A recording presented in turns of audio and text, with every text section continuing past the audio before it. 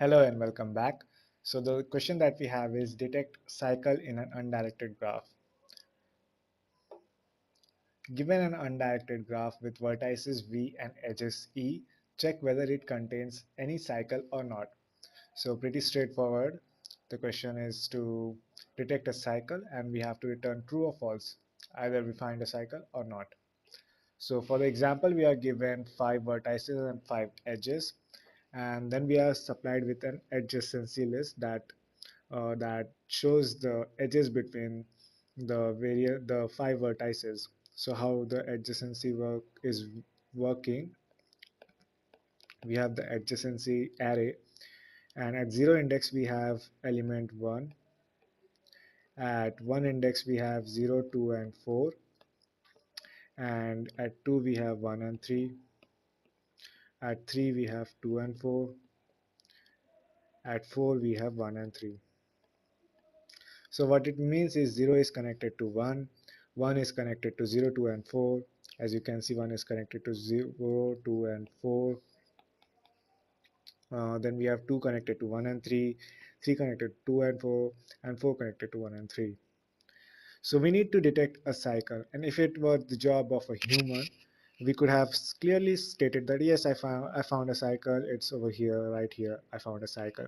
So it's our speciality that we can look at a graph and simply say that yes, I can clearly see a cycle. But the computer unfortunately cannot do that. The computer cannot draw the graph and then uh, look at it and then decide if it saw a cycle or not. For computer, we need to come up with a set of direct, precise logics that will say that will define the cycle condition or not. So what we will do is, like in every graph question, in any graph question we do is we traverse the nodes, and while traversing we'll figure out we will find the triggering conditions that if this set of conditions are met at any point while traversing the graph, we found the cycle, stop everything and return true. And if these conditions are never found in the entire traversal, we can say we didn't find any cycle in the entire graph. So we are talking about traversal, right? There are two kinds of traversal then, depth first search and breadth first search. Which one to use and how do we know? So since we do not know which one to use and which will be advantageous for us, what we should do is we should naturally uh, try both of them and see if one of them gives us an advantage over the other. So let's start with breadth first search. And to do start with breadth first search, we need a starting point. So it can be any vertex. I'll choose this 2 node 2 as my start point. So when I do the breadth first search, I'm sorry, so it will be like I'll reach 1 and 3 first, then I'll reach out to 0 and 4 from 1, and then I'll reach out to 4 from 3. So these are the layers that we implement while traversing in the breadth first search. We work in layers, right? So this is where we actually when we reached 4 from two different nodes, we see that a cycle condition is being found, but it is not necessary, right? If 1 and 3 were a separate nodes and they met at 4, it would not have been a cycle. The fact that they had also a cycle on the at some other point as well, they had a common linkage, that the two conditions together denote that there is a cycle.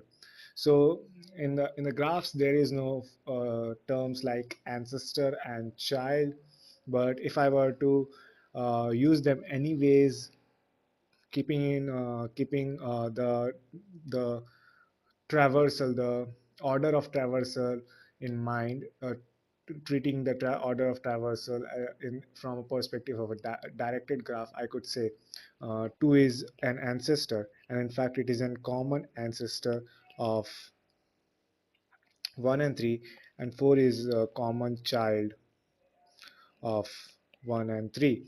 So when we find any two nodes who had at some point in the past a common ancestor, it could be long back, and also at some point they have a common child.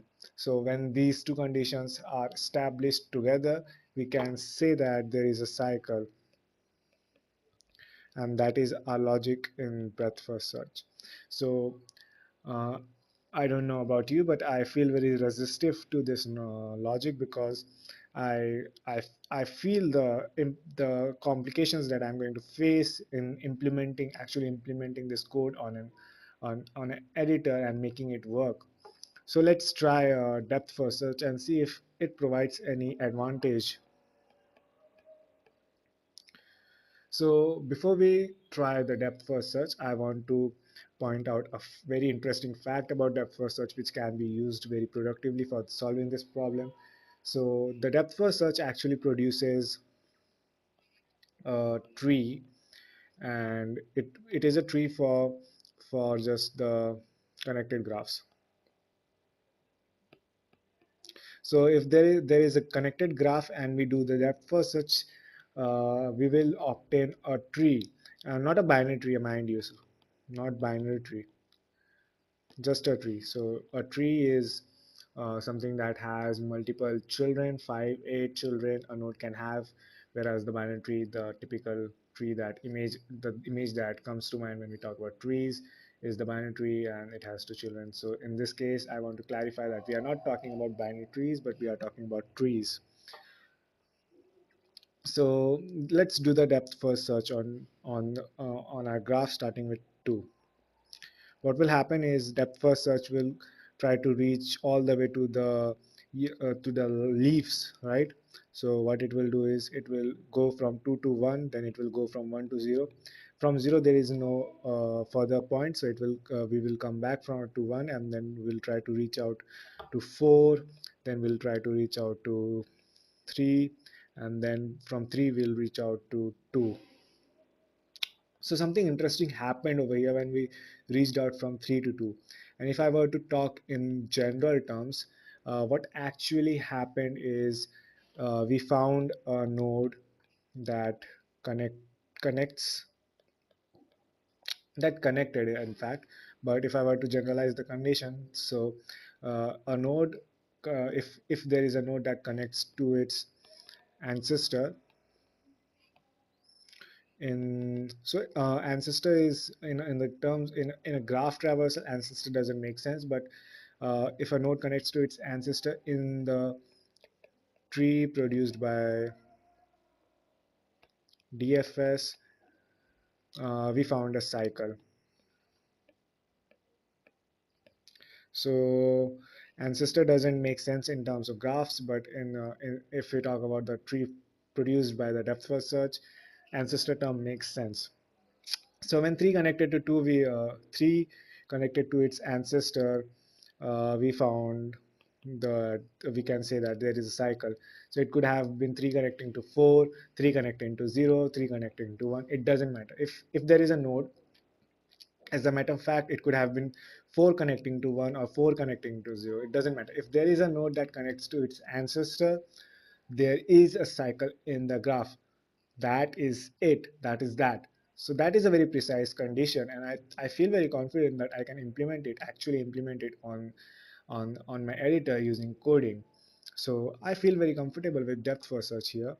And there is actually, in fact, one more condition that we need to take account, that if there is a node that connects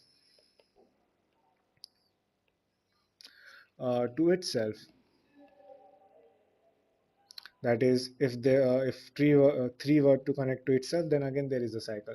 So these are the two conditions that if takes place, we can say that we found a cycle. And if these two conditions are never triggered in the entire traversal, we can say there is a no cycle in the graph. So when I see depth first search and breadth first search all together, I feel more clear and confident with my depth first search. And the fact that uh, DFS produces a tree for connected graph helped me a lot. So I want you to remember this fact, and be it the takeaway from this video, that the depth first search on a graph produces a tree for connected graphs, and basically was the heart of this problem. The moment we came across it, everything made sense and the logics were clear. So again, a huge amount of work is still left. We sometimes have even though we have the theoretical clarity, let's see if we can implement it on the editor. So I'll shift to my editor and we'll code the implementation that we just discussed over there. In the meantime, if you guys are able to find the code for if you are not able to find, if you are able to code the implementation for this problem using the breadth first search, do share your codes. I'll really appreciate it. But for the time being, we'll stick with depth first search, and on the editor I'll solve this problem using the depth first search. So switching to my editor. So I have the entire example set up on my editor, and we just need to program the detect cycle function to detect the cycle on the graph. So let's begin the coding.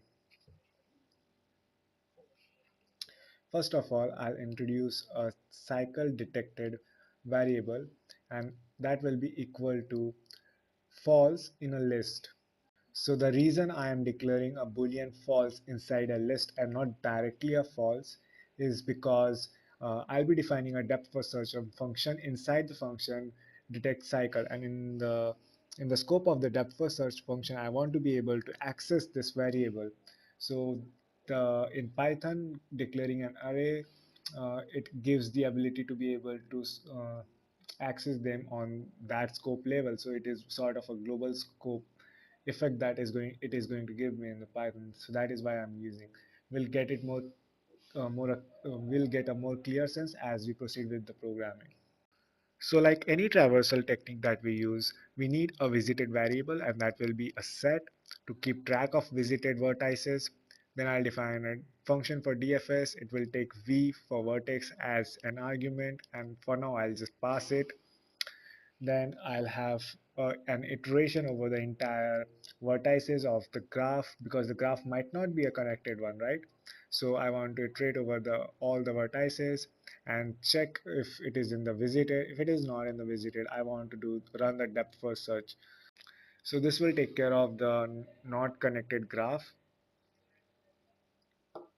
And at the last, I want to return my answer, that is cycle detected, whether a cycle was detected or not, and the zeroth element in it, because it is a one element list.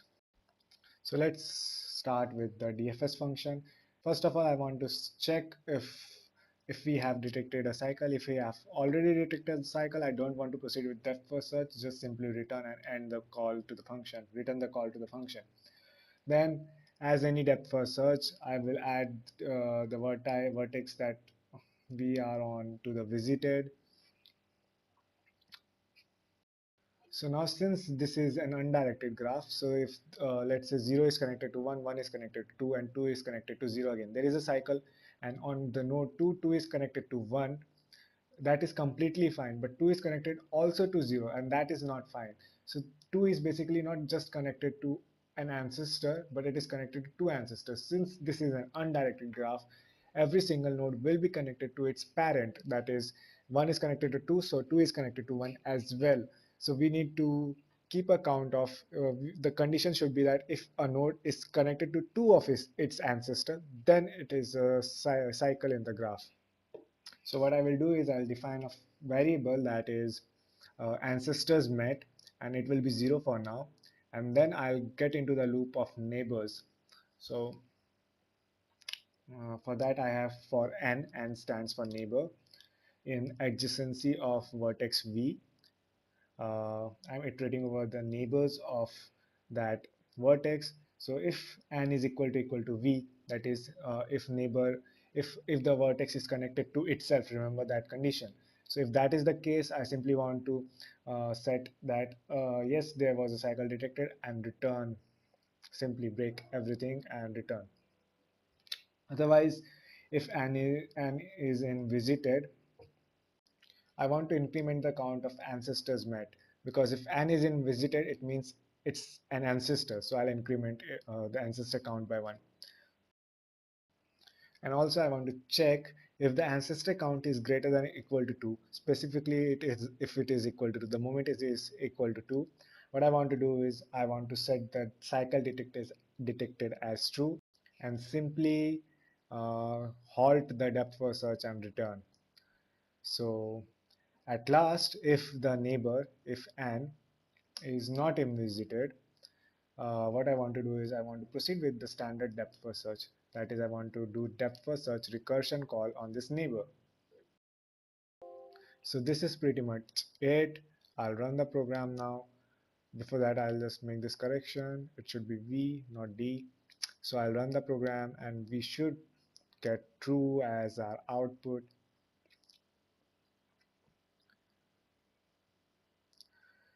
So true it is. So, short note on why we used cycle detected as equal to false or true in a list, because we were making recursion calls in the DFS. The depth first search works in recursion, right? Every time n is not visited, we are making a recursion call, and we want a global access to the cycle detected. It should not get messed up in the recursions. So that is why I used if you are working in different language, you can use the global parameter, set the variable as global and then boolean type. But in Python, the very simple way is to define the value inside a list, and that becomes a sort of global variable. So a big congratulations to you for reaching so far, because this is no easy question. So huge congratulations to you, and I think now we are getting it. By this point, I think you should start feeling confident. And if you did not understand the solution, the logics, the programming, I suggest you watch it over again as many times as you need. Take it slow, it's okay, but eventually make sure you get it.